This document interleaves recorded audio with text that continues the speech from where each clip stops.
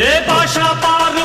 பாரு பட்டாளத்து நடைய பாரு பகை நடுங்கும் படைய பாரு கோட்டு சூட்டு ரெண்டும் எடுத்து கோட்டு நடக்கும் புலிய பாரு அற்றி எரியும் நெருப்ப போல சுட்டெரிக்கும் விழிய பாரு ரத்தம் வேர்வை ரெண்டும் கொண்ட ராஜாங்கத்தின் மன்னன் தானடா இவன் பேருக்குள்ளே காந்தம் உண்டு உண்மைதானடா